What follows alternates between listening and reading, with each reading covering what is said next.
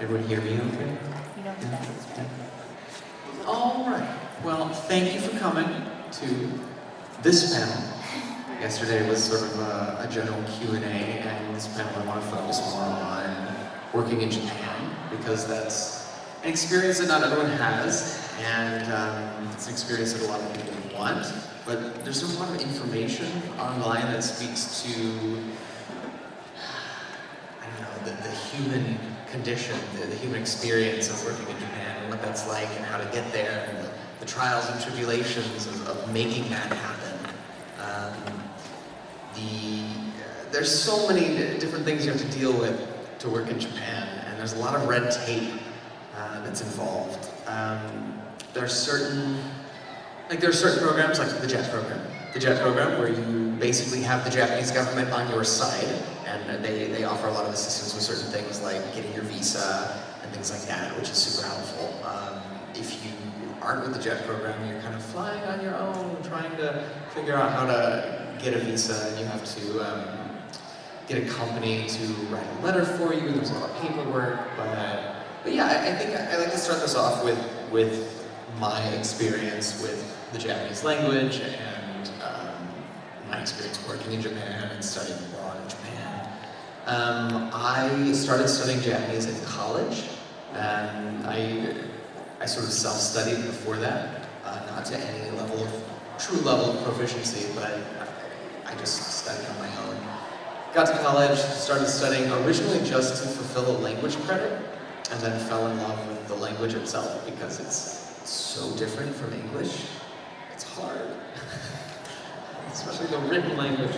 But yeah, so I did that, and then I decided I wanted to take it to the next level and really know what it was like to be fluent in another language, because I didn't have that experience. And so I studied abroad after 4 semesters of study, and that was terrifying and amazing and wonderful. I highly recommend studying abroad with a homestay family if you can.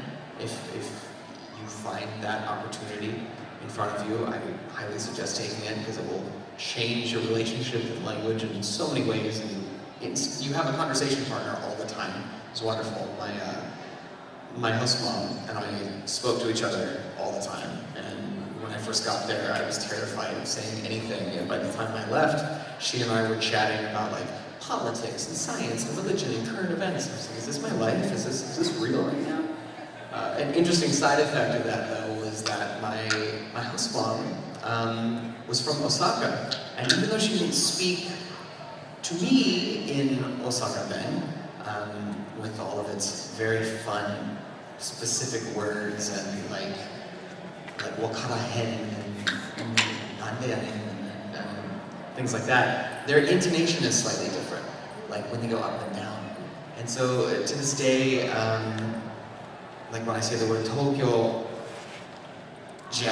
native Japanese speakers will be like, oh, did you study in Osaka? How do you know that? I just said Tokyo. And they're like, no, that's Osaka intonation. Tokyo Ben is Tokyo, this flat or whatever. It's weird. It's very strange how living in a certain environment can change your language skills in ways that you don't even know. So apparently I have a lot of Osaka intonation in my Japanese that I can't even hear myself. But that's just a side effect of my experience with the language, and that happens to everyone. So yeah, I highly recommend studying abroad and living with a homestay family if you can. Not everyone can do that. It was really expensive when I did it, and I was spending a long time paying off those student loans. Woohoo! But I thought it was worth it. It was a good learning experience for me. And what happened after that? Then I got my degree, my undergraduate degree in Japanese language, and I studied at a program in Vermont at Middlebury College. And Middlebury College is a liberal arts school that has pretty much the most intensive language program in the United States, other than Monterey Institute of International Studies, which now Middlebury owns, and I don't know, whatever, there's a relationship there. But it's very intense, so intense that when I was there for the program, we would regularly see CIA agents, not in the Japanese program, but in the Arabic and Mandarin Chinese programs and Russian programs, you would see these like very tall, very muscled, like shaved-headed dudes in the program. And you'd be like, why? What are you made here with all of us like undergrad students? The way the program works is the timeline is a little different, between 6 and 9 weeks, depending on which language you study. But you go in and you sign a language pledge, and you say, I will only use the language I'm here to study for this period of time, and if you use any other language, including English, they kick you out. You're out. And you live there in dorms with other students studying the same language as you, and it's very intense. It's so intense. You have to delete all of the media on your computer and your phone and stuff that's in English, and everything is in Japanese. But what that means is you get an entire year of academic language credit in 9 weeks. So it's rough. It's real rough. But you leave like a changed person. Yeah. It's harder than living in Japan. Much harder, I find. But I studied there for a summer after I graduated, and then I worked in a couple different fields in the States. After that for 3 years, and a classmate of mine called me from Middlebury, and he said, a classmate of mine from Middlebury who was living in Tokyo at the time, contacted me and said, hey, I work for this IT company in Tokyo. They do a lot of mobile game development, and I am the only foreigner in this company of 150 Japanese people. And I'm about to leave to go to film school at NYU's Singapore campus. I was like, oh, okay, all right, cool. Do you want to interview to replace me? Because I think you'd be a good replacement for me. And I said, absolutely not. No, I'm not doing that ever, Eric. And my reasoning was, I had been out of the game for 3 years. I didn't regularly practice. Japanese that you use in an office, for anyone who's studied Japanese knows this, is very different from, conversational colloquial Japanese. And I thought, my business Japanese is atrocious and a joke, so no, I don't feel comfortable doing this. And I let myself be talked into doing the interview over Skype with the CEO of the company. That was terrifying. And then he said, yeah, cool, yeah, you'll do. You wanna come work for my company in Tokyo? And I was like, yeah, sure, okay. First rule in acting and life, yes and. My mindset was, hey, I'm young, 24, I should probably do this now before I have like a family and a mortgage and this and that. And I think it was the right choice, don't get me wrong, but it was difficult. So I say yes, sure, and then we begin the visa process. The visa process is lots of fun. Basically, the company in Japan sends you this letter with like these very official company seals and stamps on it. It's very formal Japanese. Like, this individual will be employed by us, and we think you should give him a visa or whatever. And then you have to put together a packet of information, including like a photocopy of your college degree. That's fun. And then you send it off to the consulate. And the nearest consulate for me in Dallas is in Houston, so you have to send it off and you FedEx it. Oh, and little part of that, you put your passport in that FedEx envelope and you send it. So your passport's gone for like 6 to 9 weeks. That's kind of weird, which is why you always send it with a tracking number. Everyone send that passport with a tracking number. And then you wait, and then you get your passport back. And if there are any problems, they'll call you. But otherwise, you get your passport back. And normally when you travel, you get those stamps, like, oh, welcome to London, welcome to Amsterdam, whatever. In the same area of your passport, they put this giant holographic sticker over an entire page of your passport that is your visa. And it says Japan Visa, and it has all these cool security features on it, and it basically says like, hey, yeah, this person is allowed to come live in Japan for this period of time and can enter and leave the country as much as they want because they're here to work. But it's also very limited in what you can do while you're there. So I was trying to get an engineering visa, because I'm also a computer programmer. And I have a graduate degree now in information systems, but at the time I did not. I only had an undergrad degree, technically a Bachelor of Arts in Japanese language. And the Japanese government would not issue me an engineering visa because I had a Bachelor of Arts. They're very specific, lots of red tape, everyone. And that limited what I could do as a foreigner in Japan and the type of work that I could do. And also limited me from a salary perspective too, which was kind of difficult.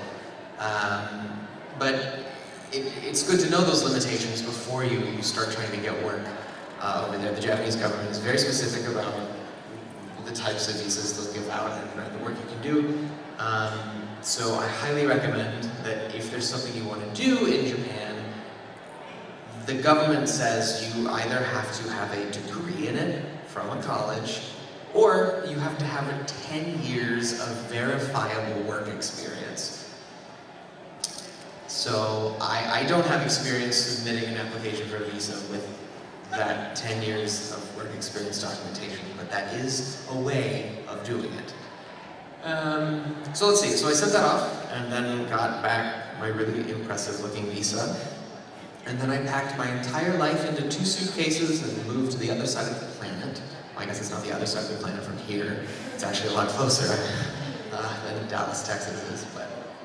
And I lived with my homestay family that I had lived with in college. They were gracious enough to let me live with them for like a month, 2 months while I was trying to find an apartment, which was such a lifesaver.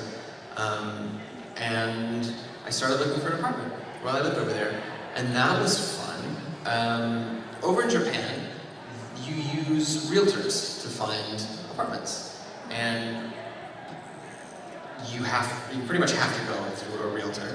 And sometimes, as a foreigner, realtors will not work with you, and that's totally legal. That's their right. In Japanese law, they don't have to work with you because some foreigners will sometimes skip the country and, oh no, they left this horrible mess in their apartment and they didn't finish the lease, and then, you know.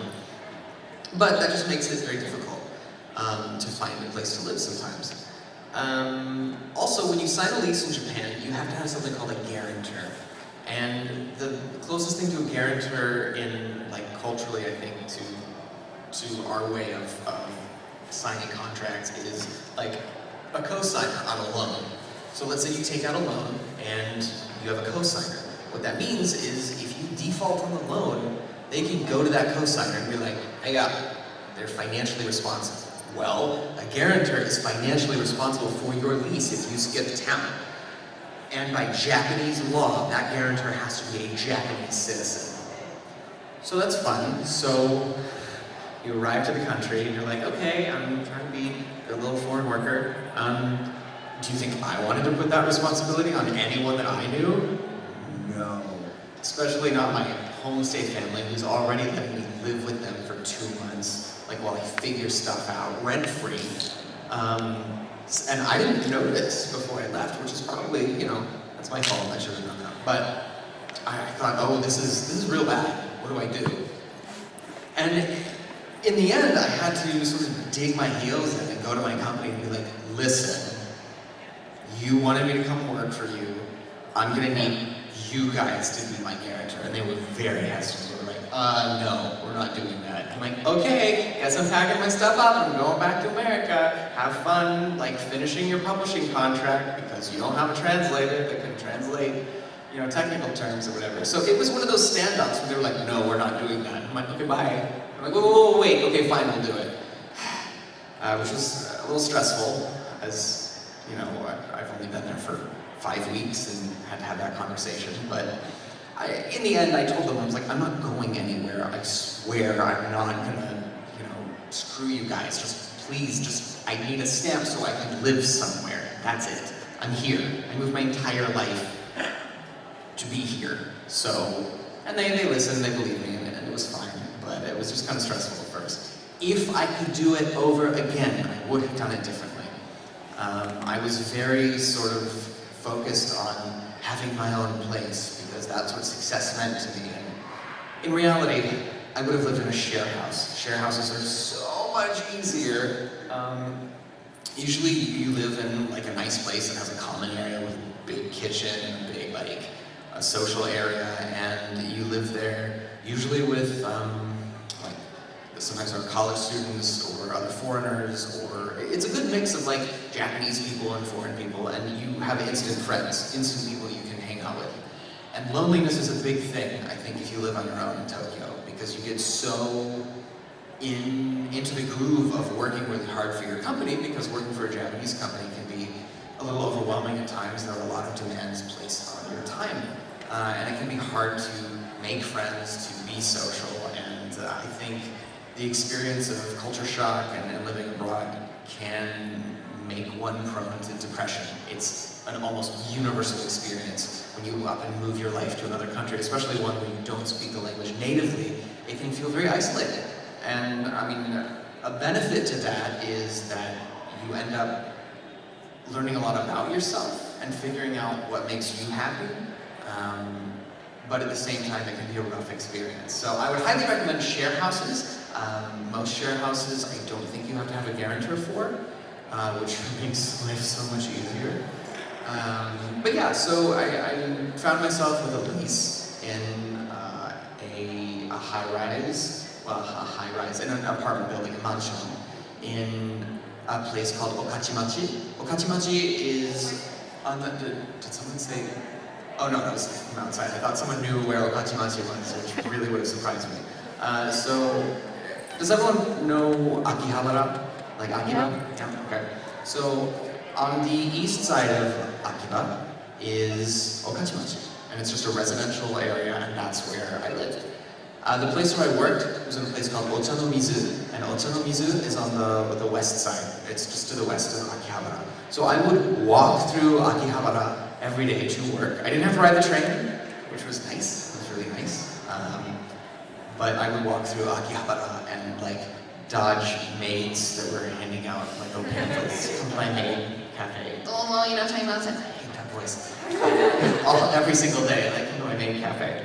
And I worked there for 13 months, and it was an experience. I was like the English voice and face of my company. I made like instructional videos, I translated a textbook, I was the interpreter, like private interpreter for the CEO whenever he would travel to trade shows. And whenever there was a phone call that would come in from anyone that was not Japanese, it would get routed to me, like, oh, Brandon, talk to them. So I got thrown in onto projects that I had no idea what was going on. They're like, oh, talk to this German office. I'm like, what? German office of what? What, hello? What? And some like thick German voice, like, hi, what are we doing? You're going to a trade show in Berlin? What? Like, what's going on? I felt like I spent half my time wondering what was going on, just like flying by the seat of my pants. Which was also a good experience. But the language, the type of language that was used in the office was very difficult for me, because suddenly I was thrown into this environment where I was hearing all of these technical terms nonstop. I remember my first day, I had to take like an IT security quiz for like policies and procedures. And I think if that was in English, like at any office, it'd be like, oh, our IT department requires you to just like read this material and take this really quick quiz, no problem. And it's simple stuff, like your password has to be this long, don't save stuff to external hard drives and take it home, you know, simple things. However, it was the day I got there, and they were like, oh, you can't leave until you pass this exam. And I was like, what? And they give me this like 60-page book of like front, single-spaced, 8.5 by 11, or really A4 size paper, front and back, printed on, all in Japanese, of their IT security procedures. And they were like, just read this whole thing and then take this quiz, and you can't leave until you do it. I was like, oh my gosh. And the kanji used in technical Japanese is so insane. I got through it. It took me like the whole day, but I did it. But there was a lot of that. There was a lot of like me sitting in meetings and hearing like words related to sales figures and projections and like new business and all these like business Japanese terminology. I think I had a headache for 3 months straight, which is not uncommon. But yeah, that was my experience for the first 3 months. And then I translated a book, a textbook, for we had a publishing agreement with a company called A Press in New York. So my job was to translate this book into English, and then it was used as a textbook and a bunch of like, intro to video game programming, curriculums at like 3 different universities across the world. So that was exciting, it was fun, but also really stressful. I was usually at the office until 8 or 9 at night, Monday through Friday. And I think the mentality in corporate Japan is that your free time is on the weekends. That's it. Which can be a difficult adjustment for an American like me. So yeah, and then did that for 13 months, then came back here and finished graduate school and started doing some software engineering, and I translate on the side now and occasionally interpret, very rarely, just because I find it stressful now. And then I got into voice acting, and because I had been trained in like musicals and opera and stuff when I was in high school and college too. But that was my experience with Japan. I would love to talk about things that you want to know. So yeah. I'm actually starting to learn Japanese myself, and I was just wondering, do you have like a specific program or anything you use to kind of keep your mind sharp to always have like surrounded by it still? Yeah. Using an app and like rocket Japanese on my computer. Yeah. So the question was, like I'm learning Japanese, and do you have any recommendations as far as like course materials or material you use to keep your mind sharp or to keep familiar with the language? Yeah. There has never been a better time for learning Japanese than right now. There are so many materials out there. I highly recommend the Genki textbook series. They come with these marvelous MP3s, and there's this great drama-filled storyline of Mary and Takeshi-san and their illicit love affair while she's a study abroad student in Japan. It's great. You're like, wow, man, you're breaking Takeshi-san's heart. How could you? Awful, awful woman. I love that textbook. Genki. What else? The best show I can recommend for learning Japanese and getting comfortable with like everyday unscripted Japanese speech that you will hear is Terrace House on Netflix. Oh. Not kidding, it's freaking amazing because it's unscripted.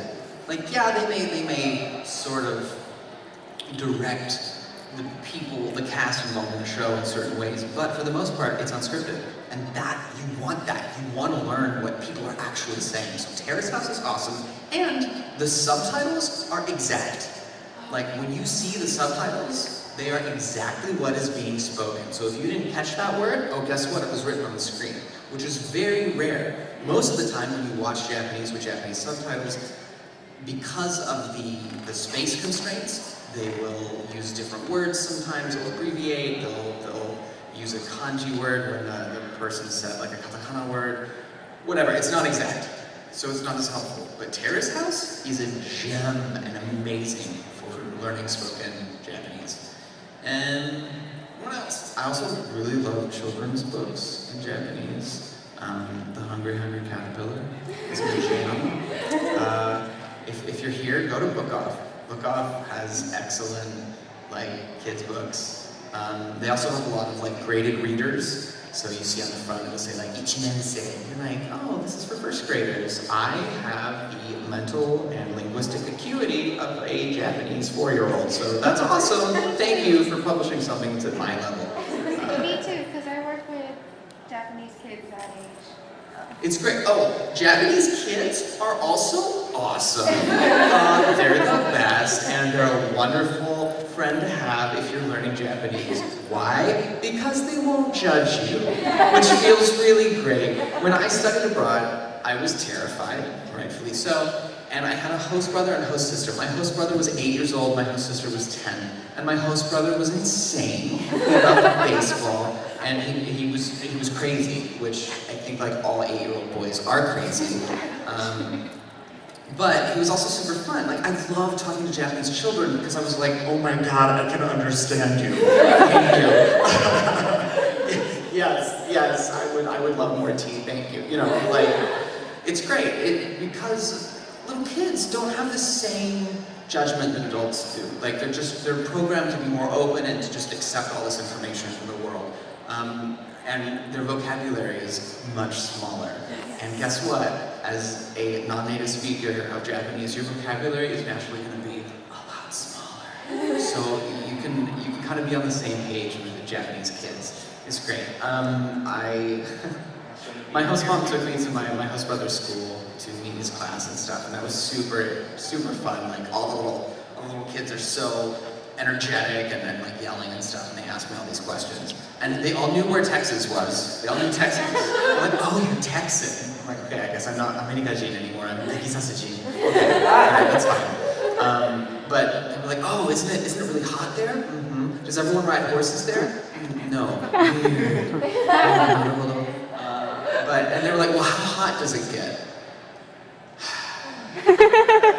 And I responded, oh, it gets really hot. Like, it's totally normal for it to go like over 100 degrees in the summer, so it's really common. And all of them flip out. All of them are like, oh my god! Do you have to wear like special suits when you walk outside? Otherwise you die, right? Like, what?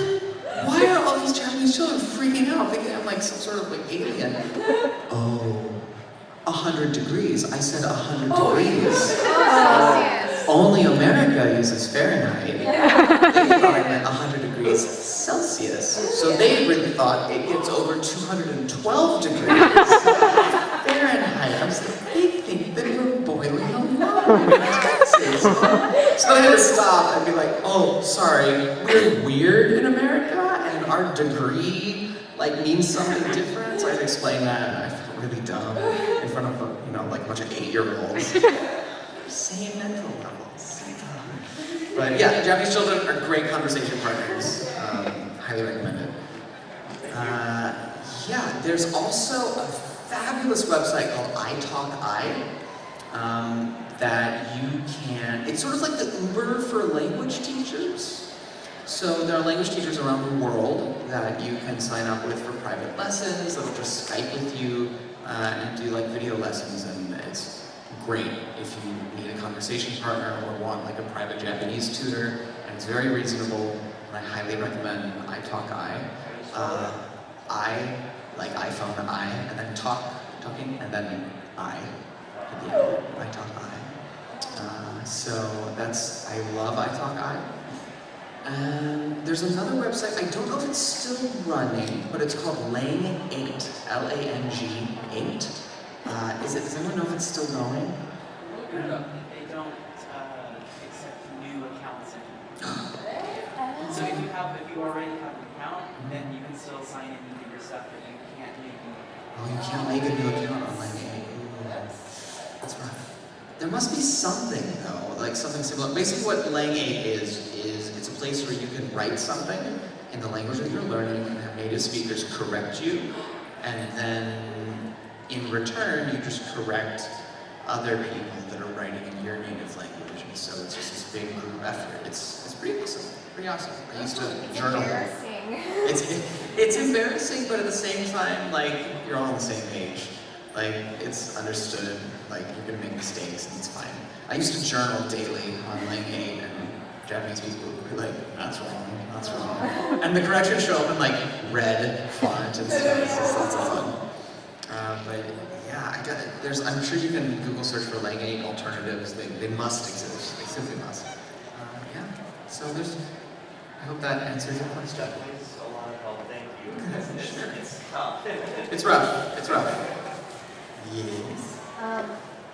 I was kind of inspired by my sister who studied abroad in Japan to teach English to kids and things like that, as well as a college friend of mine. We did theater together. Not only did she do theater, being a native Japanese speaker, and then doing everything in English, but she also did the Shakespearean class with me, and I'm like, you're crazy, Wow, and she was native Japanese? Like, wow. Wow, doing Shakespeare. Shakespeare, and and I had to stay late with her trying to help explain, okay, Shakespeare says this, how do I translate that to English, and then try to translate to that to Japanese.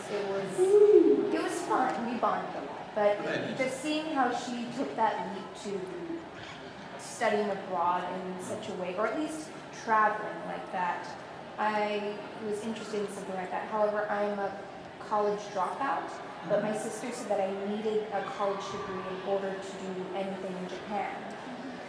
And I was wondering what specifically do I need, so I'm not wasting my time in school. Yeah, good question. So I really wish the Japanese government wasn't so stringent on who they gave visas to, but unfortunately, most of the time they will only issue their visas to people with college degrees, and specific visas to people that have degrees that match what they want to do in Japan. It's unfortunate, but that's how it is. Now, sometimes you can get specialized visas for very specific things. Like if you are practicing a trade, a certain trade, or you're doing research or wanting to learn like the tea ceremony or something like that, you can get certain visas for it. You can also get visas to study in Japan. If you don't have to work there, you can easily get visas for language schools and things like that to just be there. If you just want to get there, that's sometimes the easiest way. But again, it restricts your ability to make money in Japan, which it's hard to live in Japan without money, unless you're just taking out loans left and right, which is rough. It's really rough. And they're really strict about bachelor's degrees versus associate's degrees, which I also think is ridiculous, but it's just how it is. They won't issue visas, usually to people with associate's degrees. They want that bachelor's degree for some reason. It's rough. It's rough and expensive and Japan, why? But I mean, you can also save up and then like just pay for a language school and get a visa to do a language school over there too. There are several of them that will help you with that visa process, and several of them also have relationships with universities that you can get college credit for, which could help on your journey to getting a degree if that's what you want. Yeah. What if you just want to like get a part-time job and then do something else in your own time? Like, do you still need a college degree just to like work at a grocery store or something? Or would they not even hire you? That's a good question. So the question was, well, what if you just want to do like part-time work? Unfortunately, because you're a foreigner, you have to have a work visa to work in Japan, which is annoying, really annoying. And the only way around that, like if you're married to a Japanese person, your spousal visa will let you work in anything you want. But that's complicated. Why is my phone blowing up? It's fine. It's good. Yeah, but it's rough. It's so, they really lay that red tape down thick in Japan. Sometimes you can get research visas, but normally if you're getting a research visa, you're already affiliated with a university in the United States. You can also, some American universities have campuses in Japan, like Temple University, which is based out of, oh God, I'm so sorry if I get this wrong, Philadelphia, maybe? Is that where it is? Temple University has a Tokyo campus, so you can actually enroll in an American university and get an American bachelor's degree while taking classes in Tokyo for the entire time, like all 4 years. It's pricey, but then you're also eligible for federal student loans that is supporting you living in Japan. So that's helpful. That's one way you can do it. I had a friend that studied at Temple University. I had several friends that studied at Temple, actually. When I was in grad school, I was at a graduate school at the University of Texas at their Dallas campus, and I was taking classes for my degree program while I lived in Japan. And it's not normally a remote program, like normally you go to the campus to take your exams, or you're just taking classes there. But I was taking classes through the internet to finish my degree, my grad school degree, and then would have to go to Temple University's Tokyo campus and like write the answers to my exams in a proctored exam environment, and then they would scan it and send it to my home university. It was awful. It was awful. And I was studying for like a technical degree, like information systems graduate degree. So I was like writing computer code in pencil. Scan it in and send it off. I was doing too much. It's like the story of my life. I'm just doing too much. I mean, calm down. So yeah, but yeah, there are ways of doing it, but it's rough. The part-time thing is rough. Now sometimes, actually, if you study at a language school, sometimes you can, you'll have to check with the laws, because the laws maybe have changed. Hopefully not. Don't quote me on this. But a lot of language schools will help you get a language school visa to study there, and then you can apply for a special exemption to do part-time work. You can do that, which I've had friends do that. They'll work like baito at like grocery store or a food place or something. So that may be one way to defray the cost a little bit. Usually there are restrictions, like you can't work more than 10 hours a week, something like that, but it's something,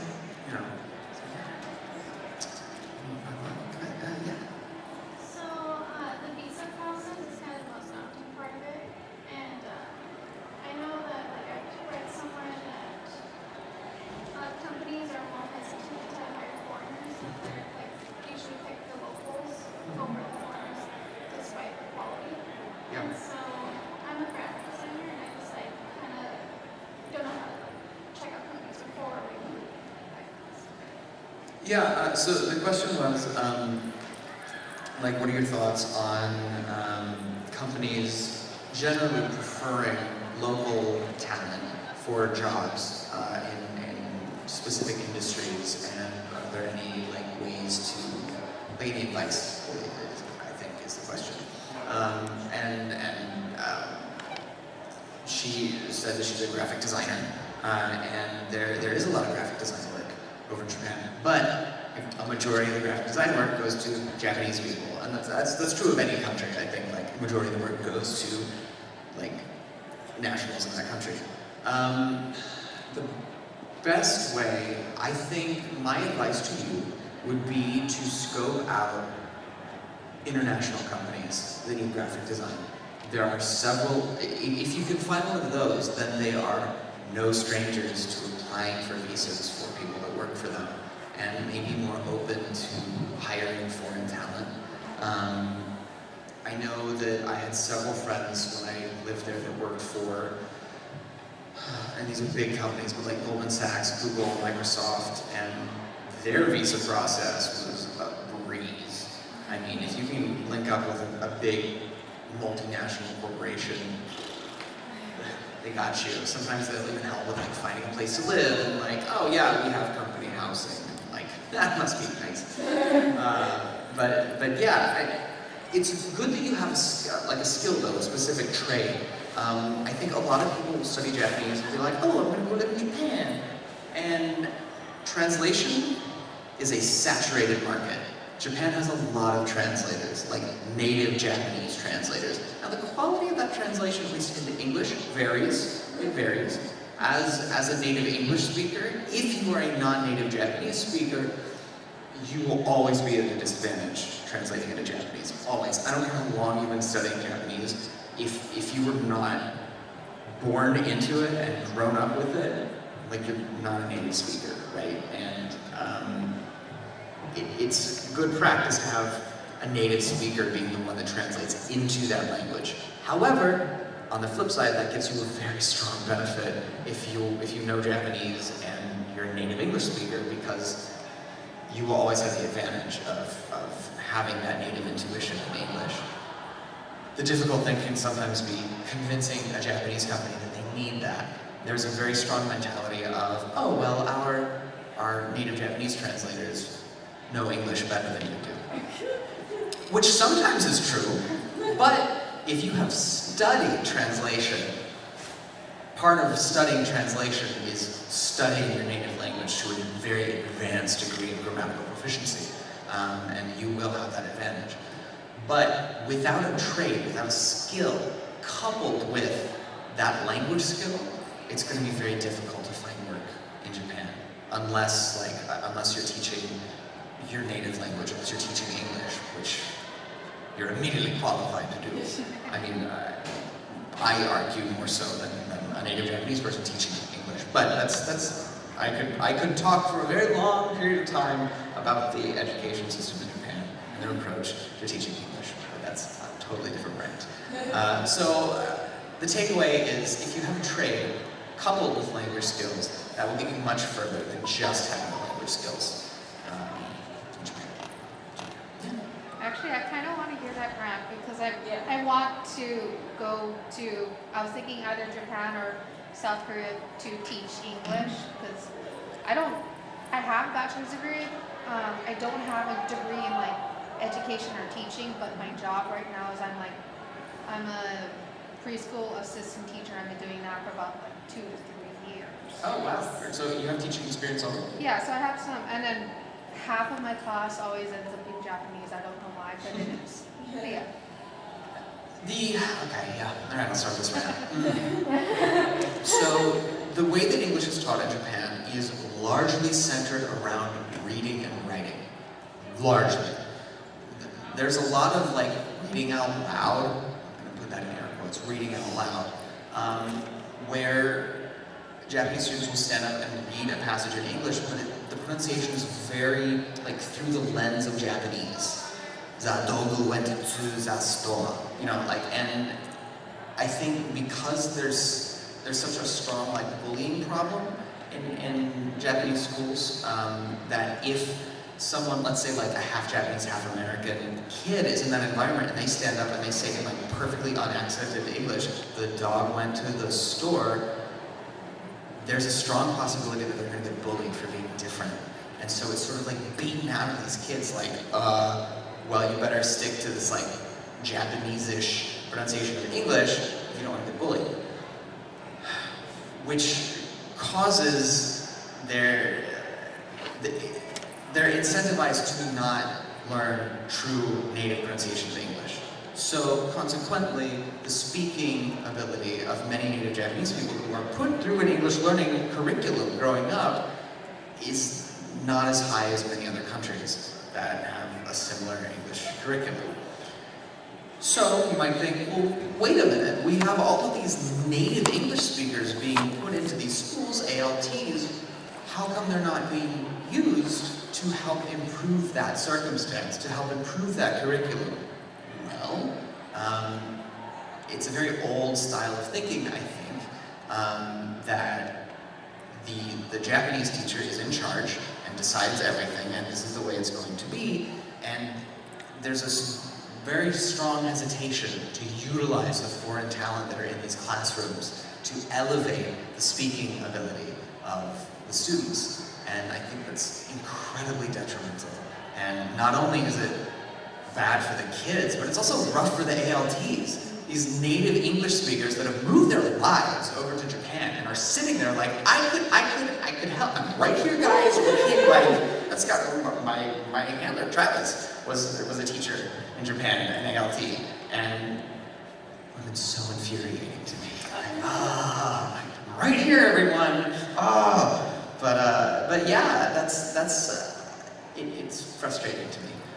That aspect of the curriculum. And there are some changes being made. I think the 2020 Olympics, in order to prepare for that, the government has taken some steps to try and elevate that English ability, but I don't think it's enough, personally, in my biased opinion. Like, just use your ALTs right there every morning. Right there. Oh, it's fine. It's fine. Not bad. Yes? This might be good. The civil service route, getting to Japan on a good basis and other stuff, other facilities in Japan, right? If we get hired here to go to there, can it, and then we can still kind of like go out in the public, but we're not going to get paid by the public, but we still get paid by the basis, right? Wherever the facility is. The civil service program? Are you talking about like getting employment in the States and then being transferred to like a local office? Something like that, just talk to the government or whoever, that they might have a connection to there, and then that way you get a paycheck from me. Right. There are ways. there are a couple different ways that you could get hired, like over here, and then be taken over to Japan, which that's the expat package. That's nice.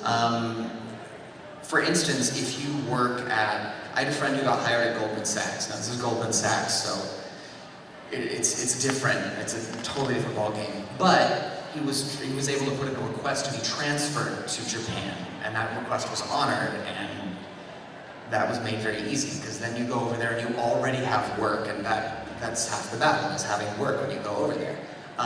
The JET program has more than one way that you can work through the JET program. There's the ALT track, where you're an assistant language teacher. There's also the CIR track, Coordinator for International Relations. If you have language skills, I think you have to be like JLPT N2 or higher. You can apply for that, and essentially you are like a local government's translator and interpreter. So if any foreigner visits that town, or like you may be teaching English classes to retirees, or you'll be helping translate pamphlets about like some local monument, that's a way that you can have work before you go. Oh. Thank goodness. There's something, oh, I guess this is Hawaii, so you have to travel really far. But this is an opportunity you can use, or a resource. The Boston Career Fair, there in Boston, Massachusetts, there is a bilingual career fair for Japanese and English speakers. And many Japanese companies will will fly in recruiters to Boston, and that's a way you can get work in Japan from the US. It's kind of a long trek to Boston from here. I mean, Tokyo is closer, I think, than Boston. But I wonder, there must be career fairs in Japan too. I wonder, I haven't really explored that route, but you may want to look that up. But yeah, thank you for bringing that up. It's kind of like optional. What happened was, I was in the military, when I was younger. And then they told me that we need a dream sheet. We have to put 3 places to go to. Yeah. The first choice was Hawaii, second choice West Coast, third choice Japan, and second choice. Oh wow. So, but like I kind of just speak up, just played a lot. Fun going out on the ship. Yeah. Yeah. Well, the military too is a way to get to Japan, and then you have like the U.S. government helping you like move over there and stuff, and it's a little easier too in that regard. But yeah, how are we doing on time? Actually, we got 13 minutes. So yeah, any other questions? Anything you want? Yeah. My question is like, okay, when it comes to like voice acting and stuff, okay, like there's like, I know quite a few people who like to do voice acting, but they live down here. But it's like all the voice acting stuff is like in the mainland, and it's hard for us islanders to just move up there to stuff. So how is it? Is there like a way to like maybe make things a bit easier to? Well, so the question was specifically with regards to voice acting. It's difficult here to do voice acting if you're interested in it. I think to find the opportunities here that exist on the mainland, which is true. However, there are ways, like the internet has changed the game. I was just at a voiceover conference in Atlanta, Georgia last weekend, which like all the big major players are there. And there's a technology called Source Connect that allows you to dial in from one studio to another. And traditionally there's a technology called ISDN, which is a phone line-based technology where you can link in an audio signal to another person's studio. But Source Connect allows you to do that through the internet, and you can basically patch into any studio from a home studio, and that is changing the game around the world. One of my good friends, Andrea Toyas, who's the senior casting director at Blizzard Entertainment, Source connects in people from all over the planet, like London, South Africa, Dubai. And the way this technology works is they show up in the recording session as though they're plugged directly into it in the studio. But they're talking to it through the internet, and the waveform appears right there. So sometimes you can find clients that will let you Source Connect in, and and you can do all of your work from a home studio. Now, I would recommend your friends explore, and you and your friends if you're interested in that, explore audiobooks and e-learning and narration, because those things will allow you to find work. Like, I met so many people that did e-learning recording, and they did all of the work from their home studios, all of it. I was like, how do you live? And they're like, oh yeah, I make really good money. I just never leave my home. I'm like, oh, but I work. So, Yeah, because okay. like trying to move from here to Hawaii can be so expensive. Just the plane ticket alone is like $700. Yeah, and I know like flying is pricey to get to the mainland, but you don't have to. There are so many opportunities online too. There are a bunch of websites like voices123.net. The new one, voiceovers.com, voiceovers.net, I think is the best one because they pay union scale. And you can get work through that. But yeah, that would be my recommendation from a voiceover perspective. Also, if you live in Japan and you do voiceover, there are actually a lot of opportunities to do voiceover in English in Tokyo, because a lot of these companies are trying to target the international market. Now, the issue is, if you don't have an entertainer's visa, technically you're not supposed to do that. Technically you're also not supposed to teach English on the side for like Loopholes. private students. But it happens Loopholes. sometimes. Sometimes people pay cash for private English lessons in coffee shops. It happens. I cannot speak to my own experience on that at all, of course, because I never did that. But in the same vein, because it's all like side job work, it's possible. You can do it. Those opportunities exist.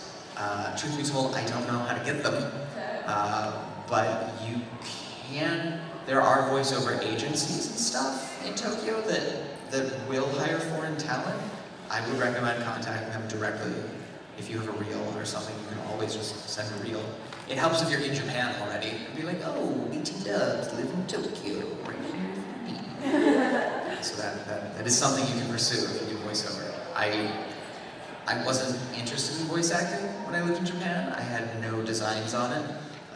But if I was living there now, you can bet I'd be sending my demo to agencies. Yeah. How did you get into voice acting? How did I get into voice acting? Yes. Wonderful question. So I had already done some acting in the past, specifically like musicals and opera, which is a very stylized form of acting, right? And then I was away from that for like 10 years, and then moved back from Japan, and my brother got me back into doing musicals. He auditioned for a show, and it was an open audition, and he said like, hey, come do this, like, why don't you audition for Les Mis with me? And Les Mis was the last show I did before I took my hiatus from acting. I played Valjean in high school, it was great. And I was like, Jonathan, I can't, I'm not, no, I'm a software engineer now. I'm very serious, and I work with numbers and write code, so I'm not an actor. It's like, oh, that's a shame, because I signed you up for an audition slot right after me. And you wouldn't want to like make a terrible first impression by not showing up and having all these directors think that you're just really wishy-washy and flaky. My brother knows how to like get under my skin. Jonathan, fine, okay, I'll come audition or whatever, but I'm not an actor. I don't, like, whatever. And I thought, oh, this will be fun. My brother will get a lead in the show, and maybe I'll like be in the chorus or something. We'll hang out, it'll be a good time. Well, I got cast as a lead, Marius. And I was like, well, I guess I'm acting on stage again. So that started like me doing professional theater in Dallas. I started doing some shows, and my partner Michael does a whole bunch of work in Funimation, and like we're friends with directors up there, but I had no designs on voice acting. I was like, cool, that's Michael's thing. That's what Michael does. I'm a software engineer. and I do some stage work, I guess, whatever, it's fine. And Ian Sinclair, who is a very prolific voice actor and also a director. He directed Black Butler, or directs Black Butler, and he was gearing up for season 3 of Black Butler, Book of Circus. And he said that their translators at Funimation were having a problem with a certain dialect. And if you know the show, the character Joker, is marvelously played by Matt Mercer, but in the Japanese, there's like certain word endings and sentence endings that are very like Hogan-y, like very like dialecty, but I didn't know what dialect it was, neither did the translators at Funimation. So Ian said, hey, you speak Japanese, do you know what this is? No, but like I'll look, I'll search the Japanese interwebs to see what I can find. Thank you, Google Answers. Google Answers is still like really used a lot in Japan. Like we in the States, like we use Quora a lot, if anyone knows the website Quora, but they still use like Yahoo Answers like a lot, surprisingly. And I started doing research on these sentence endings, and it turns out it was a performer's dialect that was developed in the 19th century that originated from a very specific street in Osaka, and I had all this information. I was like, cool, here you go. Ian, good luck trying to find a similar accent. Well, he and Matt Mercer worked together to find something that had a similar like performer's feel in English, and I don't even remember, I think they chose like the Cornwall English dialect or something, I don't know what it is. Maybe not, don't quote me on that. But it was some like very specific English accent. And in return, Ian was like, hey, do you want to play all the cats? What? Ian, I'm not a voice actor. I'm a software engineer, I'm very serious. Like, just shut up, just come do some cat voices, it'll be a good time, you'll be in and out in like 20 minutes, it'll be fine. So my first gig was playing all of the cats in season 3 of Black Butler. And while I was there, he was like, hey, do you have a British accent? I was like, well, of course I have a British accent, I'm doing theatre, of course. It's like, great, cool, I've got a character for you in Book of Murder, the OVA. And that was my first speaking role, was Patrick Phelps in Black Butler, Book of Murder. And this little shitbuilder, Patrick Phelps, dies, it's horrible. I don't want to spoil it, but anyway, yes I did. But yeah, so that was my first thing. But that wasn't actually recorded at Funimation, that was recorded at Okotron, which is a separate studio. And so I was like, cool, that was fun. I'm not a voice actor.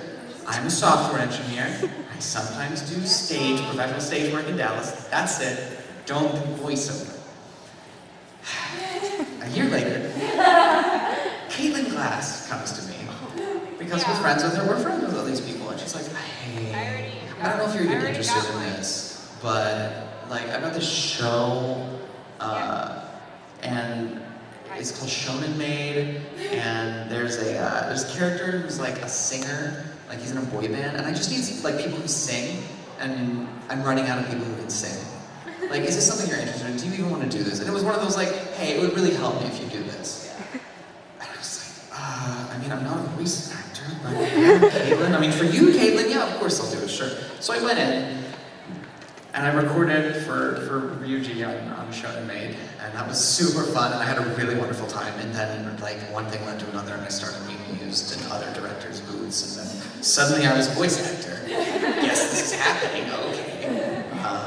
Yeah, and that's I found it, and I really enjoy it. Like now I love acting, and I've learned all these amazing things, and I love the craft of acting. But I kind of fell into it, and it was born of like a ooh, can you help me out type of deal. And I was like, sure, okay.